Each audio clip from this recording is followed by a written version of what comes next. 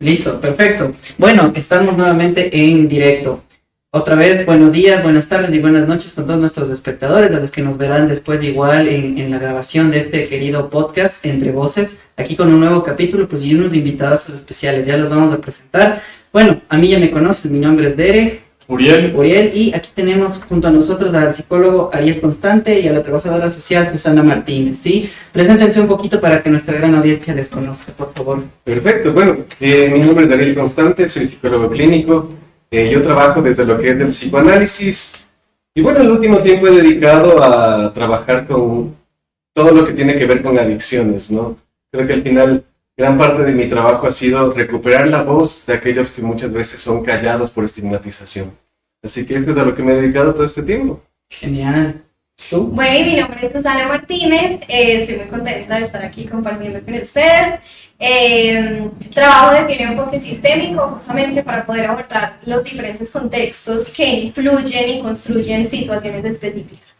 Genial. Antes de continuar con el tema, que bueno, ya dijimos el título. No, vamos a eso, primero la Bueno, presentación. antes de ir con el título, quisiera hacerles una pregunta, antes de empezar, ¿no? ¿Qué ha sido lo que más les ha gustado de trabajar en ese ámbito? Bueno, en mi caso, creo que, por ejemplo, antes de adentrarte en las historias que ellos cuentan, uno generalmente estigmatiza a esas personas, les genera rechazo, piensas que son ladrones, que son malas personas, y uno está como que en la visión de todo es blanco o negro, hay los buenos y los malos. Pero al final del día, cuando tú comienzas a escuchar a estas personas y sus historias, y te das cuenta de que no son monstruos, sino simplemente personas, es que tú te vas encontrando con varios matices de por medio. Y luego te terminas dando cuenta de que alguien que quizás asesinó a una persona y que en otro contexto para ti era nada más que un asesino, ahora es alguien a quien aprecias, alguien a quien escuchas, alguien con quien conectas. Entonces, de alguna manera es humanizar todo esto que vivimos diariamente. Genial. Yo coincido mucho con Ariel porque creo que justamente en estos días lo estábamos compartiendo y era como que más allá de acompañar procesos de estas personas, cuando uno se permite ser parte de ellos, es que uno entonces empieza a conocer realmente la humanidad de la persona, más allá de la adicción.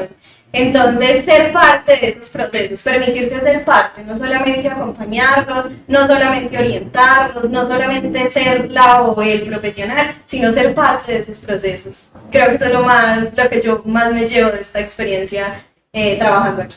Genial. Y me parece muy interesante porque es en muchos sentidos, como dijo Ariel, esta humanización, porque incluso ya no solo en estos ámbitos extremos o de grupos vulnerables, minorías, sino en general vivimos una súper o hiper individualización, ¿no? Que pues nos separa cada vez más. Bueno, ya vamos a abordar justamente eso. Entonces, bueno, el título de este genial podcast del día de hoy con estos invitadazos, pues es ser adicto o tener una adicción, ¿no? Vamos a dedicar mucho sobre esto.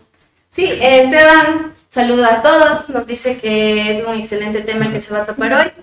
También John Fernando dice excelente tema, aclara muchos conceptos. Genial, muchas gracias a nuestros espectadores, les mandamos un caluroso saludo a todos ustedes. Les pedimos si por favor puedan compartir, sí, en todas sus redes y pues seguir comentando, porque vamos a leer todos sus comentarios y sus preguntas, ¿no? Entonces, para hacer una pequeña introducción a este tema, sí, bueno, todos hemos buscado alivio, sí, y algo que hemos dicho en muchos podcasts, y bueno, yo he mencionado también especialmente en muchos podcasts, es como seres humanos, como seres vivos, siempre vamos a buscar aliviar el dolor, porque a nadie le gusta sentir dolor, ¿no? Eso nos lleva a hacer una serie de cosas, sí, que muchas veces se puede expresar tanto en rutinas, de escape o incluso de control. Y en este caso, la adicción pues no siempre se presenta pues como pensamos, ¿no? Bueno, y ya nos contarán un poco más que pues nuestros aquí colegas que tienen mucha experiencia en esto, ¿no?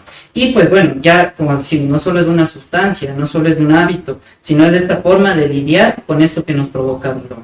Entonces, nos gustaría igual preguntarles y que puedan comentar, ¿qué hacemos con las emociones que no sabemos expresar? ¿Qué hacen ustedes? ¿Qué hacen con ese dolor justamente del que estamos hablando aquí? ¿Y hasta qué punto creen ustedes que podemos controlar esto o esto nos controla? Hablando ya sea de una sustancia o de un hábito. Claro, y bueno, justamente para continuar, siendo que este tema justamente tiene mucho que ver, y por eso preguntamos, ¿no? Porque son los básicamente expertos, ¿no?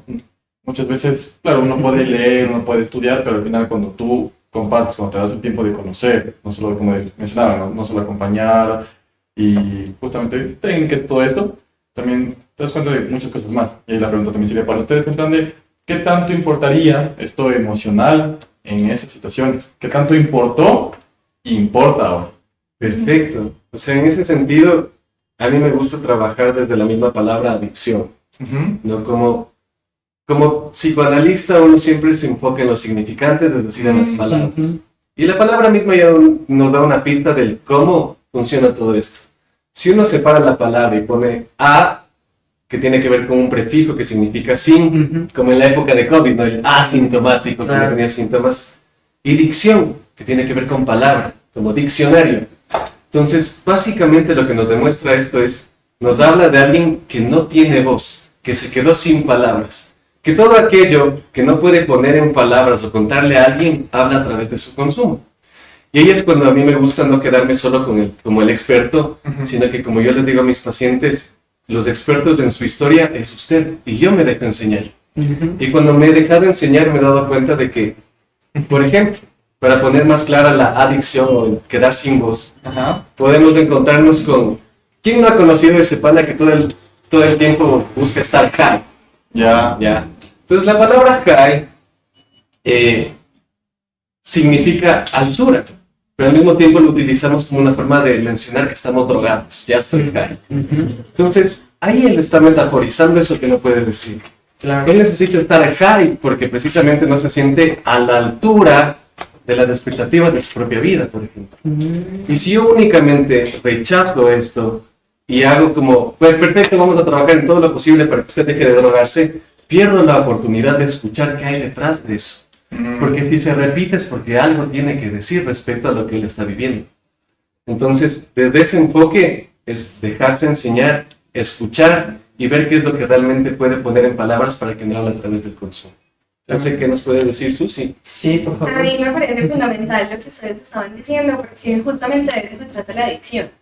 La adicción es el síntoma más visible de una enfermedad que lo que hace es acaparar las emociones, las conductas, toda la vida de una persona, aunque la adicción sea el síntoma más visible de eso. Ujú. Entonces, partiendo de lo que nos compartía Ariel, de la separación de la palabra, tampoco es casualidad que esta palabra en su etimología Ya. tenga un antecedente en el que en latín, adictus era aquella persona que perdía toda su libertad.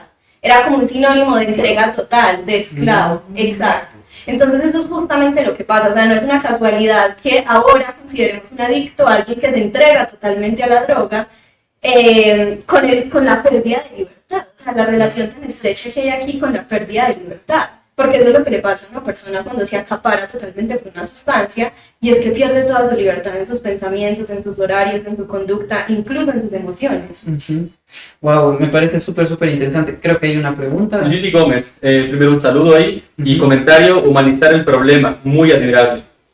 Sí, y bueno, un saludo a Lili Gómez. Lili Gómez, sí, Lili y Gómez. gracias por vernos. Y pues sí, en realidad, justo como le decíamos a Ariel, como lo mencionó, pues es la humanización ahorita en ese sentido es lo más importante. Y bueno, complementando esto que mencionan, pues es muy interesante, justamente esto de la palabra, ¿no? Porque, bueno, si bien aquí bueno, yo personalmente me manejo mucho por el ámbito conductual, pero pues no, la palabra pues es en esencia pues el ser, o sea, es lo que nos permite ser, sí, son seres hablantes, ¿no?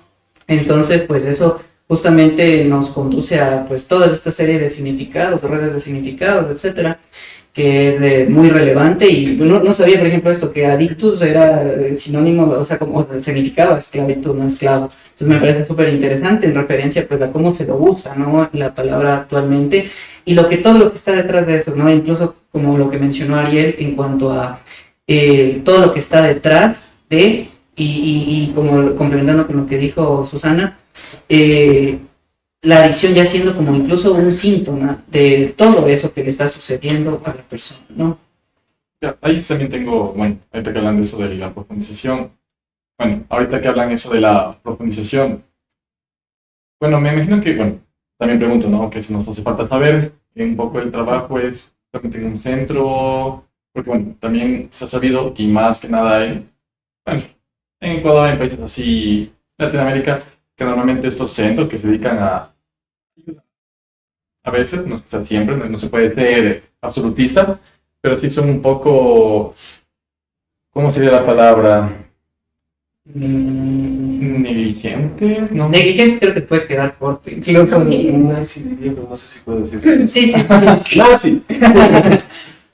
Sí, no, es muy discriminatorio, etcétera, ¿no? En realidad esos, hay centros, y aquí no se ha escuchado tanto, pero por ejemplo, más en México, esto de los anexos, ¿no? De lo que les anexan, y hay lugares que son tortuosos en realidad, o sea, torturan a las personas por esto, ¿no? Y en realidad se caen en deshumanizarles mucho más, ¿no es cierto? Yo tengo una pregunta. Por favor. No sé si es que el tema de que tal vez ahora en Latinoamérica se manejan los centros de rehabilitación, que ya hablamos que son negligentes y todo, pero no sé si tiene que ver que también manejan un parámetro penitenciario. O sea, es en una lógica penitenciaria en donde se manejan, no es una lógica de rehabilitación. Ya que aquí, al menos en Ecuador, no existe, ni siquiera en las cárceles existe una lógica de rehabilitación, existe una lógica punitiva. Entonces, no sé si es que también tiene que ver justamente el tema de que los centros de rehabilitación, los supuestos centros de rehabilitación manejan una lógica punitiva, carcelaria al final. Claro. Y yo creo que ahí la institucionalización, ¿no? De las personas. ¿Qué podrían decir al respecto? ¿Qué piensan? Bueno, en este caso estoy de acuerdo, no saben cuántos de estos pacientes que terminan en donde trabajamos, que es la Casa de Restauración Santiago Girón, vienen justamente de estos centros nazis que más que ayudar, terminan empeorando todo el problema, ¿no? Entonces, sí, al final, lo que creo que hace diferente a este tratamiento es la perspectiva. Justamente como nos decía Sofi, a veces muchos de estos lugares son religiosos o tienen, digamos, normas morales muy claras que hacen justamente que se polarice el adicto desde el castigo. Desde el fuiste mala persona, tú hiciste daño a tu familia y por lo tanto no te mereces nada en la vida. Pero en este lugar, en cambio, trabajamos desde el Plan Minnesota, que es mucho más humanizante, que nosotros lo trabajamos desde una perspectiva de salud. No es que eligió ser adicto, es que esto es una enfermedad. Y ahí es cuando a mí me gustaría preguntarles a todos los espectadores, ¿no? ¿Cómo creen ustedes que sería buena idea llegar donde una persona con cáncer y decirle, ay, pero pon fuerza de voluntad para curarte? O, ay, ¿por qué no te acercas a Dios un poquito más para que encuentres la solución a tus problemas? No tiene sentido. Y lo mismo pasa con la adicción, porque al igual que el cáncer es una enfermedad crónica, progresiva y mortal. Y por lo tanto requiere de tratamiento, no de que los juzguemos. Al contrario, eso simplemente acrecenta el problema. Ahí no sé más bien qué nos puede decir Susi. Claro, no, yo estoy totalmente de acuerdo con lo que dice Ariel, pero creo que veía una relación muy estrecha en eso del contexto penitenciario, retomando lo que les dije al principio, y es que hay una relación muy estrecha con la pérdida de libertad. Por eso en este tipo de programas también se tiene esa idea y se repite constantemente como la enfermedad a los lugares o a los escenarios que coinciden son clínicas, cárceles y hospitales. O sea, todos también se vuelven a relacionar con la pérdida de libertad. Entonces creo que hay una lógica muy cercana entre un centro penitenciario, cómo esto se puede asociar con estos procesos de rehabilitación, que si bien pues lo que hacen es todo lo contrario, porque pues a la final tienen como resultado un efecto contrario, pero creo que eso es algo que yo podría resaltar también de nuestro espacio, y es que justamente eso es lo que buscamos, humanizar al individuo, y una parte de esa humanización es considerar su condición como enfermedad. Yo quisiera saber un poco más que la diferencia, ¿cuándo sería necesario tal vez? Porque, por ejemplo, digamos, no Alcohólicos Anónimos, ¿no? Normalmente los Alcohólicos Anónimos no, bueno, eso terminan de saber más ustedes, ¿no? Esto de grados, intensidad, frecuencia, ese tipo de cosas, ¿no? Pero, por ejemplo, un Alcohólico Anónimo puede estar yendo solo a esas charlas, ¿no? A esas cuestiones grupales, más no, tal vez en esta institucionalización, que, o sea, ¿cuándo ya es necesario, no? Porque me imagino que, o sea, yo lo veo, bueno, desde un poco la ignorancia, lo veo así, ¿no? Que a veces sí sería necesario porque el contexto es el contexto tal vez en casa, bueno, si todo el contexto cambiara, por ejemplo, la familia apoyara, los amigos apoyaran, el trabajo, la educación apoyaran, sí, no tendrían que ir a un centro o algo así apartado, por así decirlo, ¿no? No, aquí quería decir que, a ver, me parece como muy difícil uno poder categorizar como quiénes sí necesitan y quiénes no necesitan. También porque creo que aquí hay un tema médico que surge a partir del individuo, es decir, los efectos cerebrales que la sustancia le causa a cada individuo son diferentes y por eso aquí pues el tema de voluntad, porque también conozco casos y tengo experiencias cercanas en las que personas dicen yo viví en la adicción unos años y no es que abandoné la adicción o la adicción se fue de mi vida, no, porque eso es algo imposible, o sea, la adicción es algo de por vida, es un proceso que se lleva toda la vida, pero sí conozco personas que no necesitan de internamientos, entonces creo que no es tan fácil categorizar a las personas de quiénes sí y quiénes no. No sé, en ese sentido, algo que yo me he dado cuenta, o sea, por ejemplo, generalmente las personas que ya terminan llegando a nuestro centro son personas que ya tenían una adicción súper grave, o sea, crónica, al nivel en el que ya perdió su vida, su trabajo, su propia voluntad, terminó incluso en situaciones de callejización. Y cada vez que un paciente llega a nuestra consulta, nosotros lo evaluamos, aplicamos el MMPI o Inventario Multifásico de Personalidad. Entonces, esto básicamente nos da estadísticas clínicas de cómo se encuentra mentalmente un paciente cuando entra. Y resulta que, a diferencia de los pacientes que yo puedo atender en consulta privada por una adicción, yo que sé, a la marihuana, las personas que terminan consumiendo bazuco de manera crónica, en cambio, tienen comorbilidades con trastornos mentales asociados. Y resulta que, yo que sé, de 20 pacientes a los que hemos evaluado, 19 tienen un trastorno mental asociado. Y los más comunes son depresión clínica severa, trastornos antisociales de la personalidad, o esquizofrenia. O delirio de persecución, ¿no? Exacto, que entra dentro de la categoría de esquizofrenia. Entonces, en ese caso, la adicción ya no es solo una necesidad de escapar de lo que siento, sino que es algo que me sostiene. Claro, se convierte en un sostén. En estructura. Exacto, es algo que me reestructura y me equilibra, y por eso cuando uno de pronto entra a la internalización y de golpe se le quita el alcohol a este alcohólico de 50 años, lo primero que pasa es brote psicótico. Claro. Se desestabilizó. Es que justamente la sustancia o la situación adictiva o el hábito, de que pueden ser, sí, ahorita para no solo centrar en sustancias, tal vez como la ludopatía o cosas así, se convierte pues en una estructura de todo lo que es la realidad del sujeto.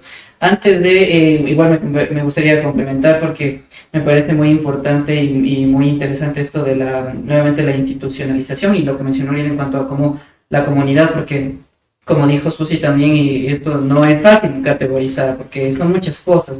Tal vez una persona que viene con todas estas comorbilidades que mencionas, va a ser más difícil de tratarle que una persona que no tenga eso. Entonces van a requerir de más tratamientos distintos, incluso de varias áreas, ¿no? Pero a lo que voy también muy importante, porque me resonó un montón esto de la pérdida de libertad, justamente como menciona Susi. La sociedad de por sí crea instituciones, ¿no?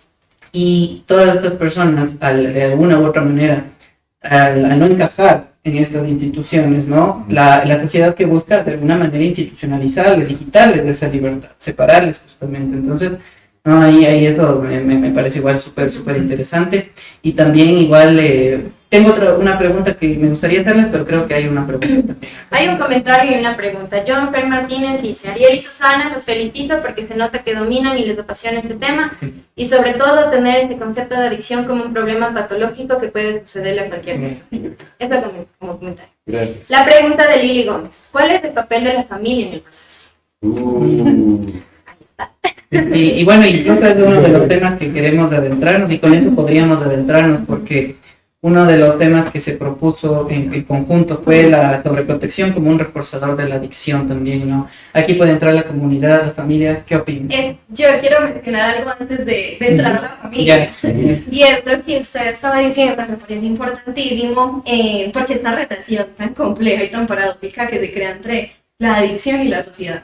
Ya nos vamos a entrar en la familia, pero en la sociedad, o sea, es tan paradójico porque justamente la sociedad funciona como el promotor de la adicción. O sea, si uno se ponía a pensar, es justamente la sociedad la que nos mete en la cabeza incluso también temas muy, o sea, una industria en que nos obliga y nos incita a consumir constantemente. Una de las drogas más utilizadas, por ejemplo, en la sociedad es el alcohol. Y es totalmente comercializada e impulsada por la sociedad, o sea, por la industria. Nosotros todo el tiempo, y eso lo compartieron con Ariel esta semana, y era como, a nosotros no nos venden una conversación, nos venden un vino. No nos venden, no nos venden una cerveza, nos venden son amigos. No nos venden un espacio en familia, no. Sino que todo se va camuflando a partir también como de una tradición con el alcohol. Entonces es muy paradójico porque justamente esta sociedad hace que consumamos, pero en el momento en que ya no lo controlamos, hay unos espacios en los que puedes entrar, porque ya no eres parte de esta incluso sociedad. todos esos simbolismos, Tienes ¿no? que consumir como loco, pero sin volverte Ya loco. no es para seguirme pagando. Y no, solo como dice la Coca-Cola, ¿no? Coca-Cola igual felicidad, Exacto. igual momento familia. Oh, Y en esto, no, si tienes que consumir, y si dejas de consumir y por ende ese consumo te lleva a ser no productivo, ahí es un problema para la sociedad. Pero si consumes y eres productivo, pues consume lo que te sigue promoviendo, consume. Pilsener, todos juntos por Ahí también hay una relación muy cercana en cómo, por ejemplo, nos asombramos cuando, por ejemplo, a este tipo de lugares llegan chicos de 15 años, de 16 años, o sea, que uno diría, o sea, situaciones tan complejas que se desbordan a tan corta edad, pero qué paradójico, porque si nos ponemos a pensar de alguna manera y simbólicamente la entrada a la adultez para un niño de 13 años es tómese su primera cerveza. Claro. O mire, pruebe un vinito, saque la lengüita y pruébelo. O sea, es también como un ritual y una tradición que hemos generado socialmente de que entrar a la adultez significa tomarse su primer traguito. Y esto lo hacemos incluso con chicos de 12 años, 13 años, 11 años. Pero ahora cuando un chico llega a un centro de adicciones con 15 años, nos asombramos. Incluso yo me atrevería a decir que esto es una doble moral, porque esto lo provocamos nosotros. Sí. Yo tengo un comentario, y es que justamente el tema del alcohol, al menos históricamente aquí en Ecuador, el alcohol se sienta como un reparador social, histórico-social. Porque antes, cuando hubo la conquista, a las personas, a los propios de aquí, se les cancelaba su trabajo y todas las cosas que hacían y su explotación en sí mismo con alcohol. Entonces, si nos ponemos a pensar, el alcohol tiene dos beneficios, digamos así. Primero, que la gente no reclame y se sienta conforme. Y eso es socialmente, con cualquier sustancia. O cualquier situación que genera adicción, porque ya no hablamos de adicciones solo a sustancias. Y segundo, que de alguna manera también el alcohol o las adicciones es una forma que tiene el Estado de regular, de alguna manera, también incluso la natalidad, por ejemplo, y el fallecimiento. O sea, son maneras de controlar de alguna manera socialmente el avance, la proyección y el desarrollo estatal. Y el alcohol, o sea, el alcohol aquí en Ecuador, en Latinoamérica, pero al menos en Ecuador, es la droga más consumida porque es una droga histórica. Sí, Y con eso que menciona, y es un dato histórico que lo he visto o lo he escuchado tanto, ya me corregirán si estoy mal, igual los espectadores, pero he escuchado justamente que en la independencia, en el 10 de agosto, pues aquí el más se dio, o sea, ya había todo esto, complot que se estaba formando y todo, pero más se dio por el que subieron el impuesto pues al alcohol. Sí, hubo una prohibición en esto, entonces ahí esta es la gota que derramó el vaso y todos la recordaron. Sí, o sea, estoy de acuerdo con Sofi, ¿no? Al final hay un libro que a mí me encanta y que me marcó la vida, se llama Guasipungo, de Jorge Icaza. Uy, qué buen libro. Y justamente ahí, ¿no? Obra. Es cuando se presenta este trabajador que tenía que pasar todo el día, 7 días de la semana trabajando en una carretera, tómese su traguito. ¿Y con el guarapo? Creo que era el guarapo. Sí, les mantenían con eso. Pero, o sea, yo siento que tampoco estamos tan alejados en la historia, porque de pronto uno se encuentra en fiestas de Quito, ¿y qué pasa? El político no realizó ningún progreso en todo este tiempo, Pero obvio, Tengan nos su va a entregar fiesta. el conciertito lleno de traguitos. para que todo Su suene bien. feriado, tengan su feriado y Ajá. ajá, sí. Sí, es una forma de control al final. Incluso en eso, como mencionó antes, no se le escuchó mucho a Ariel, que cuando estábamos hablando de esto, el tipo de esta sustancia, pero igual el TikTok, las redes sociales son este medio de control durísimo, o sea, súper para todo esto y que en realidad nos convierte igual en esta adicción, en esta pérdida de libertad, de estar ahí en el scrolling infinito pues todo el tiempo. Y, ok, entonces ahora sí, adentrándonos nuevamente, porque igual Susi mencionó esto de jóvenes que entran, ¿no?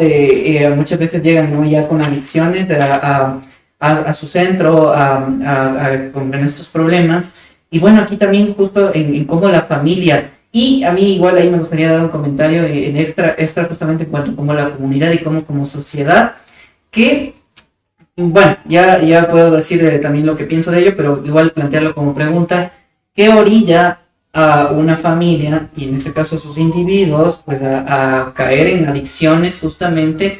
Y que bueno, ahí hay como un poco de respuesta a eso, ¿no? Grupos vulnerables, ¿no? Situaciones económicas, un montón de violencia, ¿no? Pero ¿qué orilla las familias a que justamente los jóvenes están, o sea, chicos, niños, y caigan en situaciones de problemas de adicción? ¿Qué creen ustedes?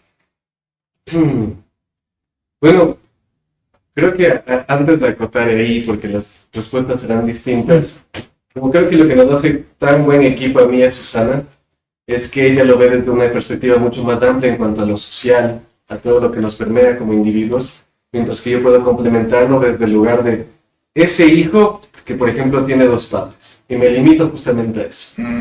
Dentro de esa limitación, algo que yo he comenzado a darme cuenta, por ejemplo, y no sé si ustedes lo habían notado, ¿a través de qué medio es que nosotros solemos consumir las sustancias? A través de la boca, ¿ya? Generalmente aquí, al menos en Ecuador o en Latinoamérica, no tenemos tanto esto de los heroinómanos que se están inyectando, sino sobre todo los que consumimos de manera oral. En algún momento, antes de yo trabajar con adicciones, trabajé con maternidad. Ya. Y justamente ahí es en donde yo me encontré con cómo es la llegada de una persona al mundo. ¿Qué es lo primero que pasa cuando un niño llega al mundo? Llora. Exacto. O sea, desde ahí la vida ya no lo está planteando. No, más bien si vive, es porque llora. Entonces, desde ahí la vida ya nos está planteando desde un inicio, mira que es sufrimiento la vida y tendrás que aprender a regularlo esto para aprender a atender algo, ¿no? ¿Qué pasa entonces después de que este niño llega al mundo y llora? Lo primero que le tranquiliza es ese acercamiento al seno materno. Es el seno materno no solo el vínculo, sino también esa primera satisfacción de me siento completo. Por fin pasé de estar vulnerable a sentirme totalmente en calma. Y por alguna razón estas personas adictas o con adicción terminan como quedando tan atrapados en esa infantilización que al final ellos terminan reemplazando a esta gran madre con las sustancias, como otra gran madre que de la misma forma me entrega calma en momentos de vulnerabilidad a través de la boca. Entonces a mí me gusta como justamente imaginar a este bebé con el biberón que reemplazó a la madre o a este chico de la Universidad Central que está con la botellita en un momento en el que se siente estresado. Yo para eso me gustaría complementarlo en una situación de aprendizaje. Espera, Dale. sí, de aprendizaje justamente en cuanto, claro, uno llega al mundo pues totalmente vulnerable y es en este caso pues la primera persona, en este caso la madre que lo acoge, lo que le ayuda a dejar de sentirse en esta falta, hablando en esos términos, y desde ahí ya se pone un aprendizaje y socialmente es ese aprendizaje en cuanto a qué necesito yo pues para sobrevivir. Como instintivamente, pues desde que nacemos, ¿no? Busco sobrevivir y todas las cosas que a mi alrededor se hacen y hago, pues para seguir sobreviviendo. Y por eso justamente en cuanto también la familia y ese desapego que puede haber y esa búsqueda de ese control, como mencionas, de esa satisfacción que se perdió y que pues ahora de alguna manera intento recuperar mediante pues todo esto, ¿no? Es que, Yuri, tal vez es que en ese sentido, o sea, eso nos permea a todos, porque absolutamente todos sentimos esa calma con el seno materno. Pero lo que diferencia que un sujeto quede atado de por vida a esa búsqueda eterna de un objeto oral que lo calme es la sobreprotección. O sea, porque resulta que de ahí hay algo que nosotros llamamos codependencia, que es como una madre que es adicta al adicto. No Todo el debe tiempo- una madre, una persona. Una persona que representa la figura materna, entonces. Puede ser una madre como puede ser una monjita que recogió a un niño. Ya. ¿Ya? Pero el punto es, al mismo tiempo, gran parte de lo que nos ayuda a nosotros a evolucionar como personas es justamente sentirnos en falta. Y ahí también vuelve a conectar la palabra y el quedar sin voz, ¿no? Lo que hace que un niño comience a hablar es que ya no, por ejemplo, tiene hambre y su mamá tiene que trabajar. Y en ese momento él está desesperado por comunicar que tiene hambre porque ya no basta con el llanto. Entonces ahí es esa necesidad la que le impulsa a dar esa primera palabra de mamá, ¿ya? Pero muchas veces, y ahí viene la sobreprotección de por medio, esta madre lo que hace es, no voy a dejar que mi hijo padezca ningún tipo de necesidad. Y entonces yo no le doy ese espacio para que hable, sino que basta con que él señale qué es lo que quiere y se lo doy directamente. Y entonces ahí es que se va forjando el que él ya no aprende a hablar. El que él ya no necesita de eso justamente para comunicar una necesidad a partir de una necesidad. Y eso quita herramientas. Eso quita herramientas y al final hace que también se establezca todavía más que cuando ya no tenga a esa madre por evolución, porque tiene que ir a la escuela, porque tiene que ir al colegio, reemplace justamente ese deseo de ya no sé qué hacer solo, porque detrás del mensaje de la sobreprotección hay un hijo, yo no quiero que tú padezcas nada, pero implícitamente se le está diciendo yo tengo que darte todo porque no confío en que tú solo puedes lograr. Y aquí solo dice un comentario general justamente con eso, que es muy, muy importante en cuanto a, y podría decirlo así, la sobreprotección del Estado, en ese sentido, con los individuos y con la sociedad. ¿Por qué? Y justo ahí nos pueda acotar Susi, porque de alguna manera el Estado es de esto, ¿no? Tú no te hagas cargo de esto, por eso la gente, incluso cuando una vez hablamos también algo político aquí un poco en el sentido de la política como tal, pues a la gente no le gusta la política, porque el Estado es encargado de, no, o sea, tú no te preocupes de esto, nosotros hacemos esto, tú no te preocupes de dónde viene la comida, tú no te preocupes de esto, nosotros hacemos esto, tú ponte a ver, entonces esa sobreprotección que provoca en ese individuo, ¿no? Y bueno, que nos podría tal vez decir Susi. Antes Yo creo que- Sí, bueno, para eso sí, justamente. Esto un poco porque igual se nos acaba el tiempo. Ya No, puede haber segunda parte. Nos falta pues vamos, un tema que vamos a la familia. A mí me gusta, bueno, esto igual hago normalmente con amigos, cuestiones así, para incluso responder preguntas. Por ejemplo, no en 3 palabras, pero sí en 2 frases, ¿cómo responderían a esa pregunta de qué papel tiene la familia? Si es que se puede, si no, más largo. En 2 palabras, En 2 frases. 2 frases. Redoble. No es tan complicado que no se puede. A ver, a mí me suena justamente sobreprotección o por el contrario, desprotección. Porque al final no todos recibimos a ese paciente que tiene sobreprotección, Ajá. sino que por el contrario, a pesar de que son la misma cara son 2 caras de la misma moneda, también hay quienes nunca tuvieron ningún tipo de protección dentro de una familia. Y ellos también, entonces, de manera natural buscarán esa satisfacción a través de una familia de consumo, por ejemplo, en los que nos une esta gran madre que es la droga y en la que todos podemos convivir a partir de eso. Entonces, así como está el sobreprotegido que buscará esa libertad por el excesivo control, habrá quien tiene excesivo libertad y buscará ese control de otra manera. Y aquí solo para que igual responda Susi, como muchas veces, muchas familias muy disfuncionales se unen en Y eso es pecado para sus hijos. Ya te hablé. pero para el ejemplo, no así sencillo. ¿Qué es pecado? Lo De hice. disfuncional. Ya, o sea, solo por poner el ejemplo de una familia que tiene bastantes problemas, ¿ya? Se unen cuando hay bebida, en el alcohol, la fiesta, a eso nos une, es lo único que nos une. Entonces, bueno, igual que podría responder Susi con eso, ¿no? Bueno, no, yo quiero aquí como Para- conjuntar. O separar. No, así no, inicialmente yo creo que por mi parte yo no podría dar una respuesta de 2 frases ante esa pregunta porque justamente de eso se tratan las familias y así es como yo he tratado también en mi ejercicio como de ver a las familias y es que yo no te podría decir como es que una familia puede ser protectora o lo abandono. No, porque creería que eso sería anular un montón de dinámicas diversas Sistémico. que cada familia tiene. Exacto, lo sistémico. Pero eso es Ahí, ahí yo estaría anulando y estaría solamente, pues a mi visión se enfocaría en dos personajes, en el que abandonaron y en el que sobreprotegieron. Y las dinámicas familiares no son así, o sea, cada una son diferentes. Cada que llega un chico o una chica a conversar sobre su familia, nos pinta y nos ilustra un mundo súper grande y Y al súper final, la diverso. base de la terapia también es la neutralidad. Ajá, exacto. Y en este tema de la disfuncionalidad, pues me parece interesante también aquí dar como mi punto y es como, justamente creo que eso también carga mucho y es una barrera para las familias y para las personas con adicción en su proceso de rehabilitación. Claro. ¿Por qué? Porque cuando consideramos a una familia disfuncional o funcional, que también es algo muy, o sea, lo estamos reduciendo Sí, a un muy mundo tan reduccionista, grande, claro. cuando tratamos de minimizar a las familias en estos dos conceptos, pues lo que hacemos es primero llenar a las familias de culpa, de vergüenza e incluso excluirlas.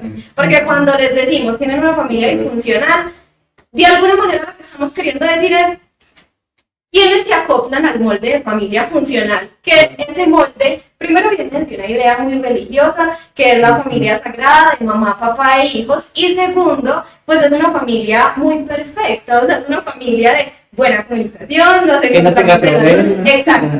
A Al la final final, sí hay adictos dentro de esas familias. exacto. Sí hay gente que... Y a la final aquí entonces lo que estamos haciendo es separar a las personas de una familia real por estar en búsqueda de una familia perfecta que es inalcanzable.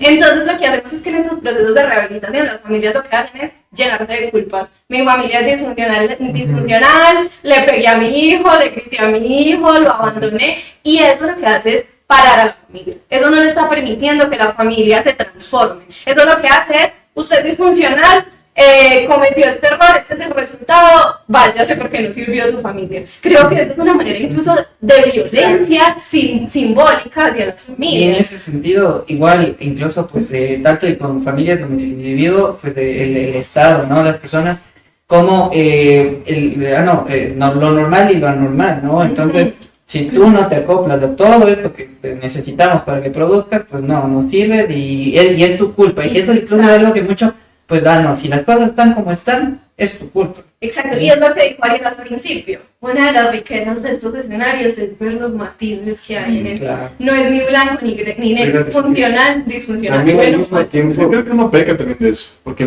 pero al mismo tiempo en esta clínica de adicciones, o sea, es claro que al final del día, muchos de esos matices que uno va encontrando cuando los escucha, también se perdieron porque están en el exceso.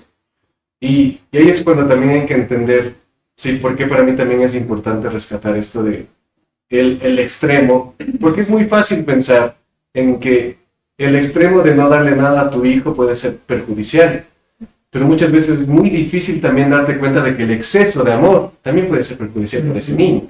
Ya, por favor. Tengo algunos comentarios, pero antes de nada quisiera mencionar que por favor se mantenga el respeto en los comentarios, no se va a aceptar comentarios ni bromas, estamos hablando de un tema serio para las personas que están comentando. Gracias. los saludos. Y los saludos, envían saludos desde Chipichape, Cali, gran episodio el de hoy, Cabo, y Herminia Serna viéndolos y escuchándolos desde Envigado, Colombia. Wow. Yo tenía una pregunta. Espera, saludos pues a Colombia, por supuesto que sí, qué chévere que nos puedan ver. Y no sé qué comentarios ya los vamos a revisar, pero sí, siempre por favor manteniendo el respeto y la dinámica sana en los comentarios para poder leerlos, para poder todos debatir de una buena manera.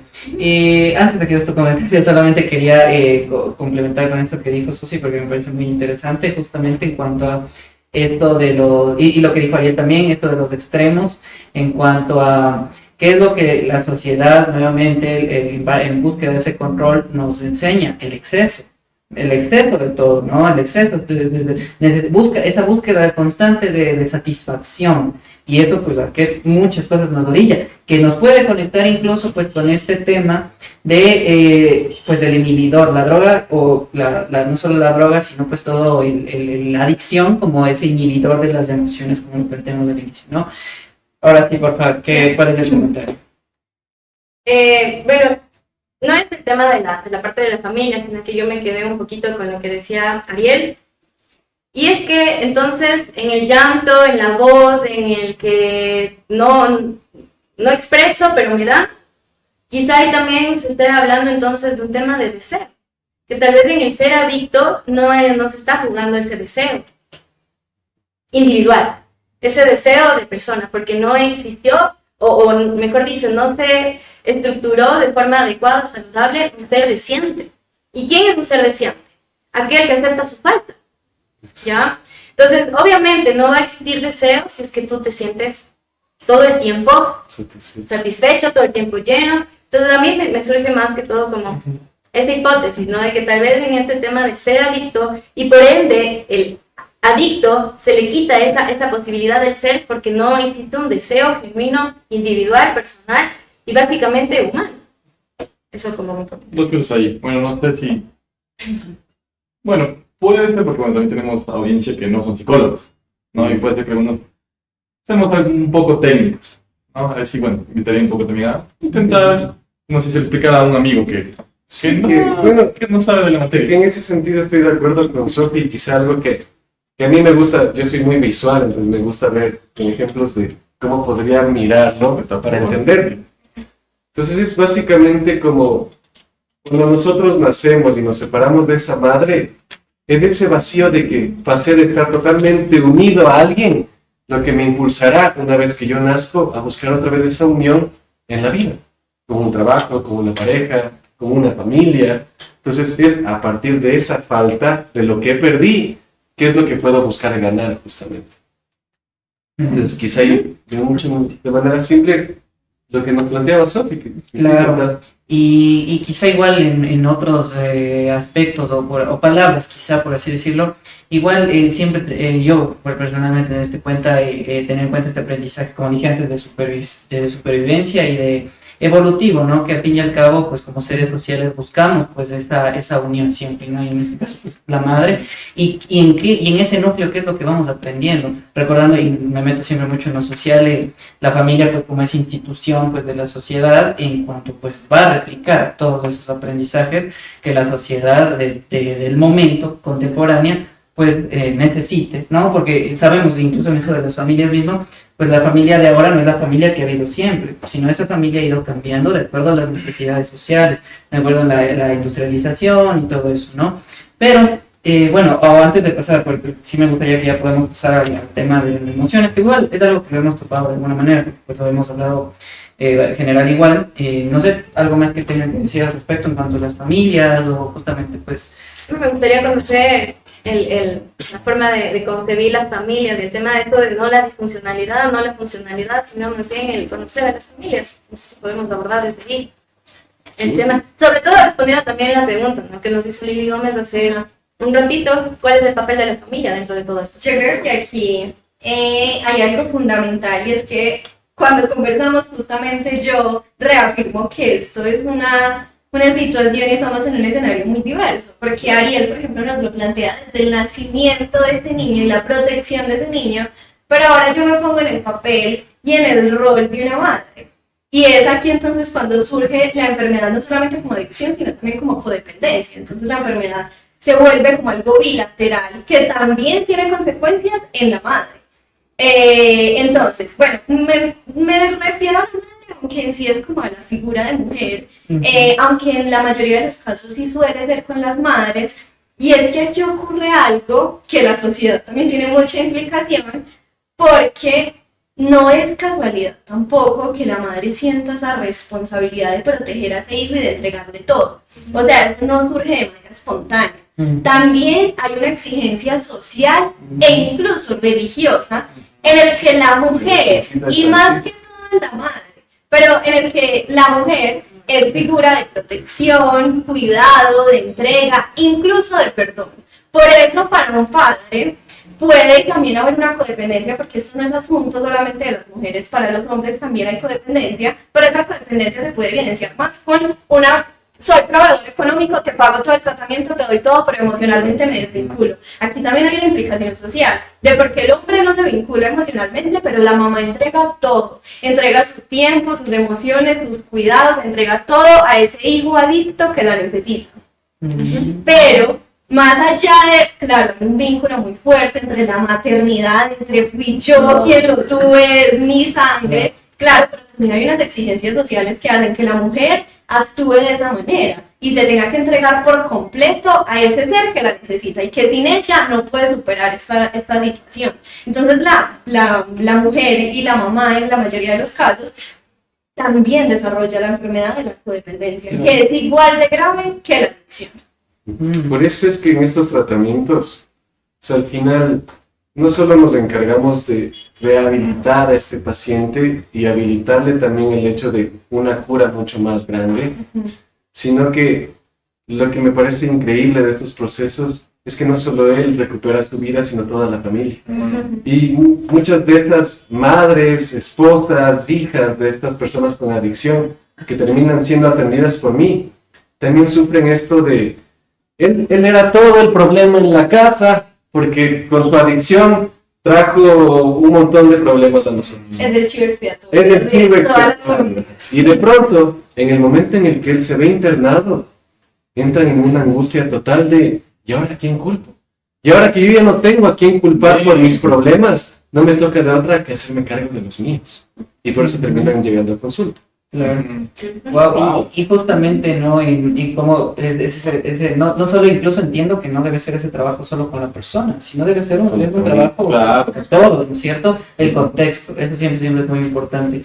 Y incluso y en esto de lo que menciona Susi, como las exigencias sociales, y como les mencioné antes, la familia siendo ese replicador de los aprendizajes sociales, conectándole con esto de las emociones, pues cómo la familia pues enseña al individuo a vivir prácticamente, ¿no? Como en base a sus circunstancias y a su contexto. Por eso incluso creo que es esto de notarlo en cuanto a sectores vulnerables, minorías quizá, pero no solo quedándonos ahí, porque pues sabemos que pues, todo tipo de circunstancias sociales igual traen o puede haber adicciones, ¿no? Entonces ahí cómo justamente la familia enseña a los individuos pues a gestionar, manejar esas emociones y por lo tanto pues a vivir muchas veces en general, porque esas emociones vienen a partir de cómo estoy viviendo estas circunstancias y pues cómo aprendí a sobrellevarlas, por así decirlo, ¿no? Yo tengo dos comentarios míos, ¿ya? Y bueno, también puede ser pregunta. El primero es que comprendo que la visión de Susi, el tema de las familias y no verlas desde este panorama es justamente por esto que mencionas, por esta exigencia social. Y a mí me surge justo esta idea de que ahorita, bueno, no ahorita, sino que en Ecuador y en Latinoamérica en general existe bastante porcentaje de madres solteras, de madres solas, de madres cabezas de hogar. Entonces, de alguna manera, ¿cómo puedes pedir una familia o una estructura tradicional cuando el entorno mismo, cuando las condiciones sociales mismo no te generan esa oportunidad de tú tener un rol específico, sino que tienes que tener un montón de roles? Tienes que ser madre, tienes que ser trabajadora, tienes que ser compañera. Es decir, no se permite tampoco que haya esa libertad de la maternidad, por un lado. No se permite que haya una maternidad realmente deseada, realmente comprometida. Y no hablamos de que las mujeres no sean buenas madres, nada que ver, sino de una maternidad realmente deseada, de una maternidad realmente saludable, no solo para el hijo o la hija, sino también para la madre. ¿Sí? Entonces, eso por un lado. Y por otro lado, me surge un poco el tema de esto de las esferas sociales en donde se presentan las adicciones. Por ejemplo, digamos, en sectores sociales en donde tal vez la condición socioeconómica es baja, es escasa, ustedes podrán haber visto, y todos en general, que la mayoría de drogas consumidas son drogas de supervivencia.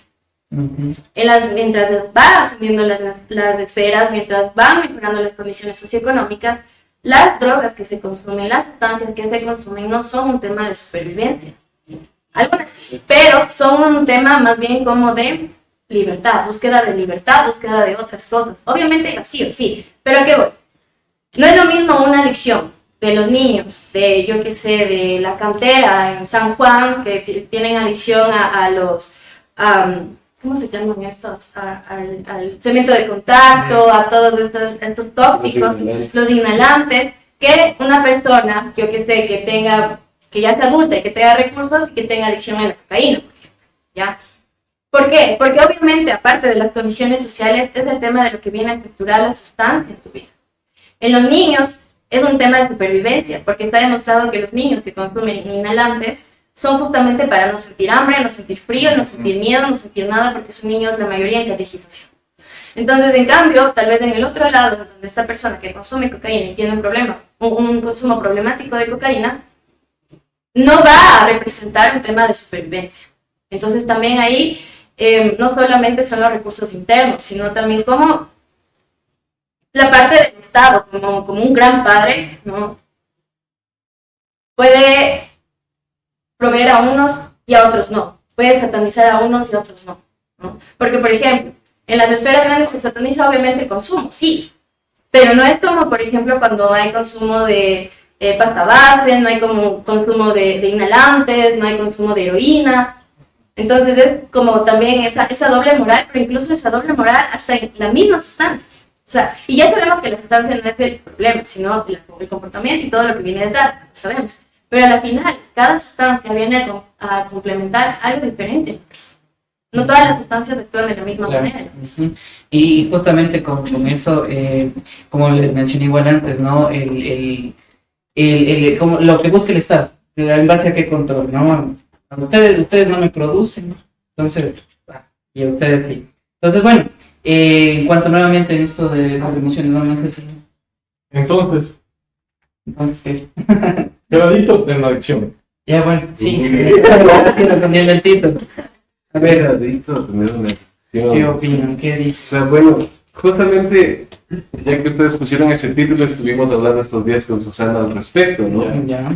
En teoría, Teoría.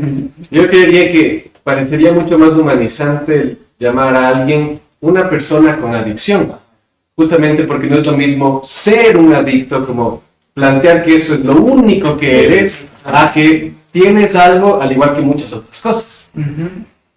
¿Por qué digo en teoría?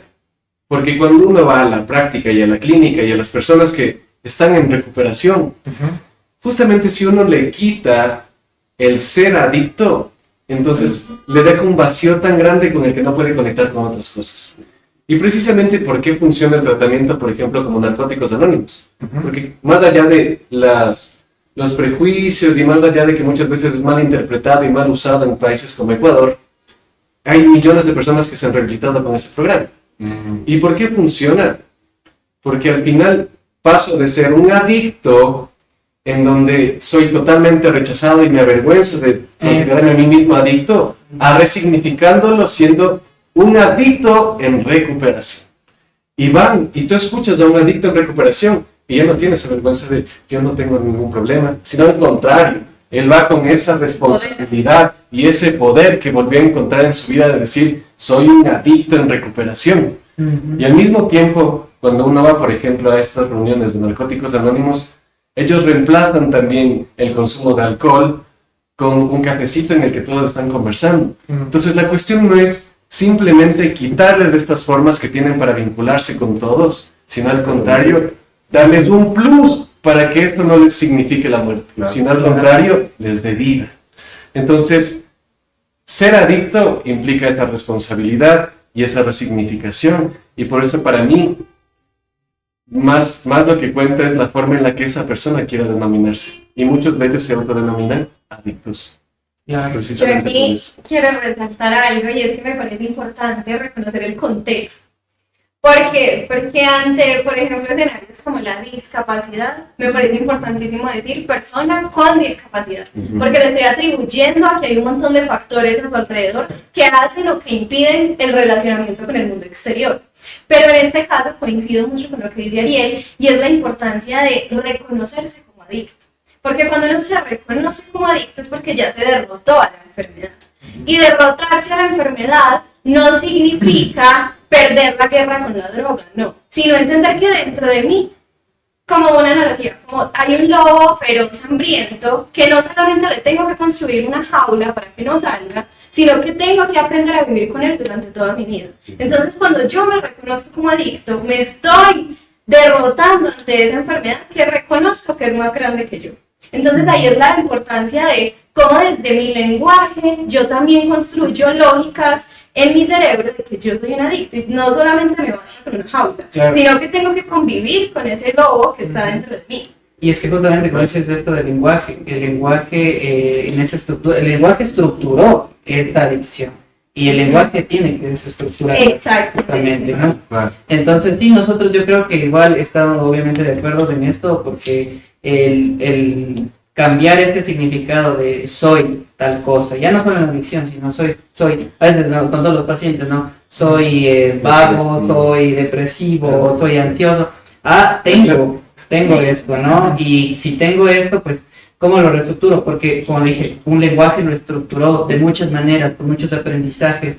Significa, un poquito tomando con lo que mencionó Sofi, un niño un niño en callejización o una persona en otro contexto igual que es adicta, cómo esa sustancia pues resignificó el sobrevivir, resignificó el buscar algo, ¿no? Entonces eso se queda estructurado y necesitamos reestructurarlo, cambiarlo para, ¿no? Ya, bueno, una última preguntita. Es que, bueno, siempre intento que todo podcast sea algo así como que alguien vea, o sea, que alguien nos vea. Lógicamente que se divierta, que diga, qué interesante, pero también que lo puedan aplicar. Y ahí la pregunta es un poco, que normalmente después de los psicólogos, o normalmente, o bueno, incluso las redes sociales y gente que conoce el tema, o sea, el ejemplo es en plan de, yo tengo este amigo que tiene depresión, está muy triste, ¿qué puedo hacer para apoyarlo? Y no soy un psicólogo ni nada, y así mismo sería desde ese ámbito. Si te contamos con un amigo en situación, bueno, con una conducta de adicción o un familiar, ¿qué podemos hacer dentro de nuestras posibilidades? Bueno, yo creo que tengo dos posibles respuestas de ahí y con muchas dudas. La primera sería, no se dejen llevar por guías estructuradas de qué hacer cuando tienes adicción. No funciona así. Imposible. Preguntarle a ChatGPT No funciona. Si ya de entrada les dan un tratamiento fácil y totalmente estructurado, No, exacto. funciona. Muy Tienes bien. que buscar lo que es mejor para ti. Como les digo, el experto en usted es usted mismo. Ujú, Ahora, totalmente. la segunda, y súper importante porque esto también trabajamos mucho con las familias que precisamente padecen de esta enfermedad, aprendan a escuchar. Y parece muy simple y cliché, pero cada vez que uno está hablando, y pónganse en esa situación, viene mi amigo a contarme que está consumiendo drogas. ¿Qué es lo primero que estamos haciendo? Antes que escuchar, estamos pensando en qué responder. Y hay los prejuicios también. Exacto. ¿Y de qué forma le voy a decir esto? ¿O qué soluciones le puedo dar para ayudarle? ¿No? Como uno quiere ser el héroe dentro de esa historia, y ahí estamos hablando únicamente desde mi propio ego. Cuando al final, lo único que importa cuando una persona se acerca a ti porque necesita ser escuchada, es hacer silencio y escuchar. Algo que nos han enseñado los pacientes y que suelen decir mucho es, por algo será que tenemos 2 orejas y una sola boca. Bueno, muy bueno. Sí. Yo, por su parte, diría que muchas veces ante estas situaciones las familias creen, y pues es un intento también desesperado de encontrar una solución rápida, una pastilla mágica, un lugar, una terapia, una persona que me vaya a salvar de esto, pero no. Yo creo que lo primero, como les dije en mi anterior respuesta, es derrotarse ante la enfermedad. Y derrotarse implica saber que necesito ayuda. Porque muchas veces dejamos esto para después, voy a intentar hacer esto, le voy a entregar esto, voy a intentar de esta manera, y dejamos que progresivamente esto avance. Yo creería que el mejor consejo que le podría dar a una persona que apenas está entrando en esta situación es buscar ayuda inmediata. Y una ayuda no significa, ay, vaya donde el psicólogo Ariel o vaya, no significa eso, pero sí buscar una ayuda que se pueda acoplar a sus intereses, o sea, lo que es, ya sea algo ancestral, pero busque una ayuda inmediata. Incluso en los hábitos, incluso en la reestructuración de hábitos, en las cosas que hacemos, ahí también. Conclusiones finales. Sí, solamente otras cositas del Instagram. Mariana Martínez dice, excelente y muy necesaria temática abordada. Y en TikTok una preguntita de algún recomendación, tip para dejar de ser adicto al Instagram o a redes sociales. Y eso es bueno, porque justamente lo que Segundo estábamos diciendo. episodio, las justamente. adicciones insultantes. Y chuta, bueno, o sea, estoy pensando, sí tengo una respuesta, pero no lo Hasta ya por tiempo, pero responde la pregunta. la solución. O sea, un tip. Para Instagram. Sí. Puta. Bueno, curiosamente, sí, personalmente, sí me suele pasar que soy... Sí me quedo en celular bastante tiempo, bueno, me he quedado. Pero por eso, normalmente, es que es lo que dice, uno tiene que conocerse. Yo una vez intenté desinstalar y no sabía porque luego me voy a instalar por algo del trabajo, lo que sea, ya me quedan ahí, ¿no? Y luego me di cuenta que, bueno, tengo la aplicación, pero solo tengo lo de, o sea, registrado lo del trabajo y eso me sirve porque es como que entro, o sea, es la impulsión de entrar, entras y dices, este trabajo. Y ya como que eso te frena, pero a mí, y muchas veces también intentar cosas, o sea, sentarte y decir, a ver, me pasa esto, si es que no es tan grave, ¿no? Si es grave ya podemos decir que, hey, bueno, ya me pasa esto y no quiero pasar 5 horas en el celular al día. Así que bueno, puedes intentar esto, lo intentas, ves cómo funciona, no funciona, pruebas otras cosas. Ya, muy bueno. Yo creo, y también en base a todo lo que hemos hablado, en cuanto a esa reestructuración, pero para reestructurar necesitamos saber de dónde viene. Entonces, como lo hemos dicho en otros podcasts, también mantenernos curiosos. ¿Qué función está teniendo esto en mi vida? O sea, ¿en qué momentos lo hago? ¿Me lleva en realidad todo el día? ¿Qué cosas estoy dejando de lado por esto, no? Y en base a eso sí poder justamente cuestionarnos y bueno, ¿qué tengo que o qué puedo hacer con esto? Y si no puedo hacer algo, yo ya he intentado lo que medio conozco, lo que he investigado, ¿no? Ahí sí, como incluso lo mencionaron, pues pedir ayuda, ¿sí? ¿Quién me puede ayudar con ello? ¿Qué piensan ustedes ante esa pregunta? Yo creo que de manera pues, corta, priorizar. Creo que una estrategia importante podría ser priorizar mis actividades, la repartición de mi tiempo en el día. Organización. Sí, en mi caso, bueno, no sé, a mí no me gustan tanto las respuestas rápidas, sino al contrario, háganse una pregunta. ¿Por qué quiero dejarlo? ¿O para qué me sirve el estar tanto tiempo ahí? Entonces, como siempre digo, ¿no? Si al final ustedes están en búsqueda de respuestas, no se tienen de más, sino que háganse preguntas, ¿correcto? Exacto. Muy bueno, muy bueno. Y bueno. Yo quisiera dar una recomendación ante esa pregunta cortita, igual para cerrar ya el tema, y es que no, para dejar algo no tenemos que solo dejar. O sea, para soltar algo tenemos que construir. Siempre es esa dinámica. No solo se trata de soltar, habrá cosas muy específicas que solo soltamos, pero en general siempre construimos. Si queremos dejar un hábito, hay que construir otro. Claro. Y justamente para dejar algo hay que construir algo más, como dice Sofi, y como tomando las palabras que mencionaron, pues como con la familia, ¿no? Cómo se construye todo un nuevo contexto.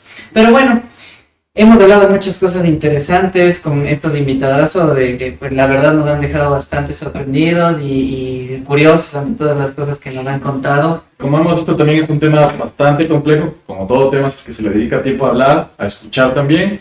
También coméntenos, no se olviden de seguirnos para estar actualizados para ver los siguientes podcasts y también por ahí comenten, escriban si quieren una segunda parte igual con Ariel y con Susana, que es un tema bastante interesante, ¿no? Sí, podemos hacer una segunda parte, como ustedes mismos, y súper chévere, pero también incluso de otros temas, porque me encantó conversar con ustedes. Bueno, con todos los invitados que ha habido, pero, ok. Entonces, bueno, tal vez recomendaciones, ya para finalizar, alguna recomendación, por ejemplo, un libro, películas, al respecto en general, que tengan. Música. Yo diría más bien que bueno, me gustaría hacer ahí un spam pequeñito. Ya, Con Susana, por favor. Justamente, bueno, con Susana nos conocimos en un contexto laboral. Y como se podrían dar cuenta, ella tiene una perspectiva súper distinta a la mía, pero al mismo tiempo nos complementamos en ese sentido. Y precisamente con el objetivo de darnos cuenta de que no solo ir a terapia es lo que cambia el mundo, sino que justamente tenemos que ver mucho más allá. Hemos creado un espacio seguro en donde hacernos estas preguntas interesantes, en donde conocer más acerca de la cultura, de uno mismo, de las cosas que nos llevan a ser quienes somos. Este espacio se llama Colectivamente, así que los invitaría a seguirnos ahí porque justamente ahí estaremos tratando temas como la adicción, la masculinidad, la familia, la feminidad justamente, en donde no solo tendremos una mirada individualista, sino que, como el nombre lo dice, colectivo. Genial. ¿Algo que mencionar al respecto? No, yo también les invito a que nos sigan en la página También otro spam, les cuento que justamente a partir de esta experiencia estoy escribiendo un libro para las personas que acompañan a personas con adicción. Entonces, esos últimos tips, pues creo que esta enfermedad y esta situación va más allá de la persona que la padece. También es necesario enfocarse en las personas que lo acompañan. Entonces, justamente este es el foco del libro, que esperamos podérselos compartir a ustedes también. Gracias. Y compartan, y síganos en nuestra colectivamente. Genial, ya les vamos a poner ahí las redes justamente, cuando compartamos los reels que vamos a sacar también vamos a compartir las redes de aquí de los colegas. ¿Algo tiene que mencionar? Sí, para cerrar entonces solamente vamos a cerrar con los agradecimientos de Lili Gómez. Nos agradece por compartir nuestros conocimientos.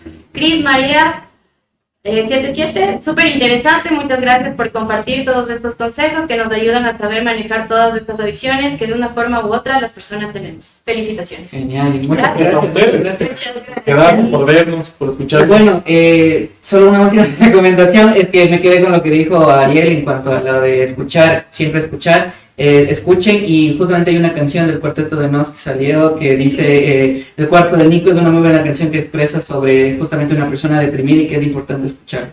Entonces, pues eso nomás, y agradecerles a todas las personas que nos vieron y que nos verán después. Síguenos en nuestras redes, en todas las redes, Spotify, YouTube, Instagram, Facebook, TikTok. Speaking Man, colectivamente. Speaking Mind y colectivamente. Entonces ya les etiquetaremos, pues, y les agradecemos su presencia aquí. Muchas gracias, pues este ha sido este capítulo de...